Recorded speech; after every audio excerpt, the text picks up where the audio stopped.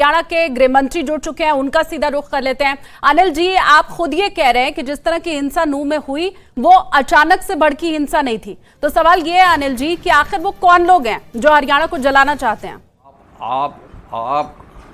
आप खुद अपने कैमरा से दिखा रहे हैं कि किस लेवल की हिंसा हुई है। क्या वो सडन बिल्डअप होता है? उसके लिए तो किसी न किसी ने तैयारियां की होंगी ना जी, तभी इतना बड़ा ये कांड हुआ और साइमल्टेनियसली कई पॉइंट पर हुआ है। लेकिन अब हम देखिए, हमने 30 कंपनियां हरियाणा की और 20 कंपनियां केंद्र की हमने वहाँ पर डाल दी हैं और एक एक केस का हम FIR दर्ज कर रहे हैं और जो जो दंगाई थे कोई भी हो चाहे उसमें सख्त आदेश हैं कि उनके खिलाफ कार्रवाई की जाए और लगभग 125 के करीब लोगों को अरेस्ट भी किया जा चुका है अभी तक। अभी और गिरफ्तारियां होंगी, एक एक लोकेशन पर, एक एक पॉइंट पर हम सारी CCTV फुटेज भी खंगाल रहे हैं और सोशल मीडिया पर क्या क्या चला उस सारे का भी हम संज्ञान ले रहे हैं। अलग अलग कमेटियां बना के हम फेसबुक पे क्या चला, ट्विटर पे क्या चला, जो जो जानकारियां लोग हमें मुहैया करा रहे हैं, जो जो कुछ भी हमारे पास आ रहा है, हम उस सारों पर कार्रवाई करेंगे। ठीक भी कहा आपने अनिल विज जी, जिस तरह से गोलीबारी हुई है, जिस तरह से आगजनी हुई है, वो अचानक से नहीं हो सकता। लेकिन सवाल ऐसे में अनिल जी ये भी है कि क्या इंटेलिजेंस के पास पहले से कोई इनपुट नहीं था कि ऐसी आगजनी हो सकती है या ऐसी हिंसा भड़क सकती है? देखिए, अब इस बात की तो हम जांच कराएंगे, जांच में पता लगेगा कि किसके पार्ट पर लैप्स रहा, क्यों ये सब कुछ पता नहीं लग सका और क्यों इसका पहले से ही इंतज़ाम नहीं किया जा सका। वो बिंदु हमारे संज्ञान में है, पर सबसे पहले ये जो सारा हो रहा है उसके ऊपर नियंत्रण करना और जिन्होंने ये कानून अपने हाथ में लिया है उनको सजा देना। थाने फूंक दिए, आप देखिए जी, अस्पताल फूंक दिए जी, ये कोई बिना उसके हो गया जी? इतनी ताकत कहाँ से आ गई वहाँ पर? सदियों से दोनों आपस में रह रहे हैं, कोई ऐसी दिक्कत नहीं है, लेकिन एकदम इतना बवाल हो जाना ये कोई छोटी बात नहीं है, ये बहुत बड़ी बात है और हम उसको उतनी ही बड़ी गंभीरता से ले रहे हैं जितनी बड़ी ये बात है।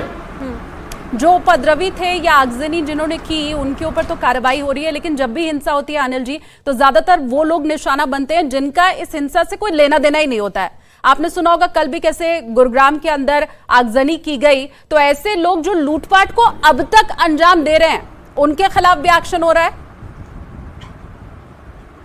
नहीं, बिल्कुल सबके खिलाफ हो रहा है, कहीं पर भी कोई भी हो उसके खिलाफ कार्रवाई की जा रही है और तथ्यों सहित की जा रही है।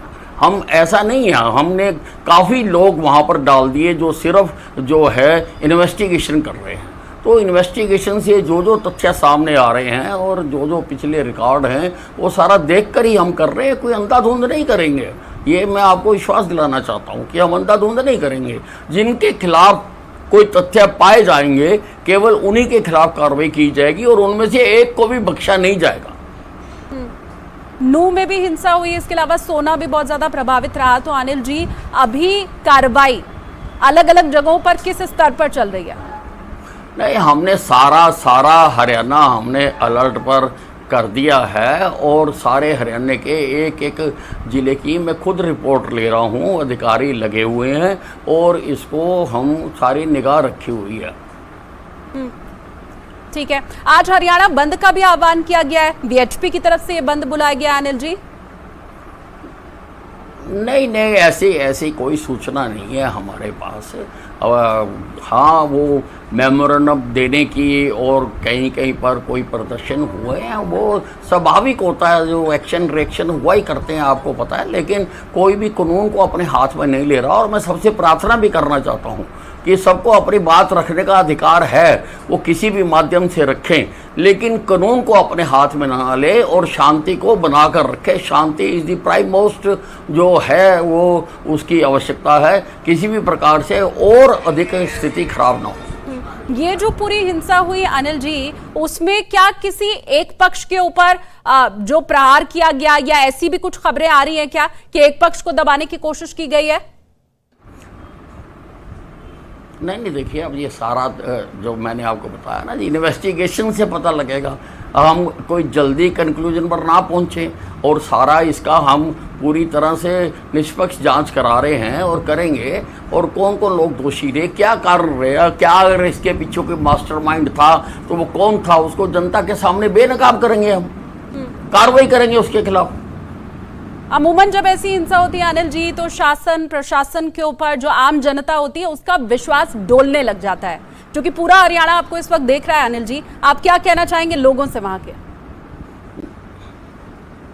नहीं, हरियाणा की जनता हमारे में विश्वास रखती है और उनको पता है, और मैं तो जानना चाहता हूँ कार्रवाई करने के लिए कि हम पूरी कार्रवाई करेंगे।